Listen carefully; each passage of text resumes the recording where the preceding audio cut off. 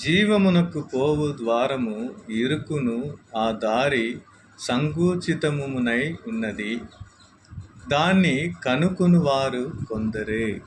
దాన్ని కనుకొనువారు కొందరే అని యేసుక్రీస్తు చెప్తున్నాడు.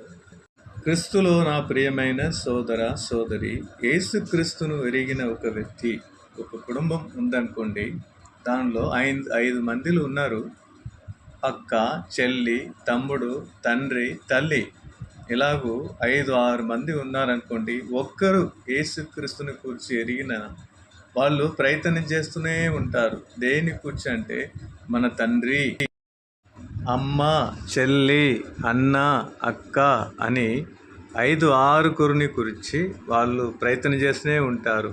ఎందుకంటే వీళ్ళు కూడా ఆ పరలోక రాజ్యాన్ని సుధంధరించుకోవాలి, మన యేసుక్రీస్తుని సుధంధరించుకోవాలి అని వాళ్ళు ప్రయత్నం చేస్తూనే ఉంటారు. అలాగే యేసుక్రీస్తు ఏం చెప్తున్నారు అంటే, యేసుక్రీస్తు కొందరే నన్ను గురించి ఎరిగి ఉన్నారు, ఇంకా చాలామంది కోట్ల మంది నన్ను ఎరగక ఉన్నారు, వాళ్ళు కూడా నా వద్దకు రావాలి.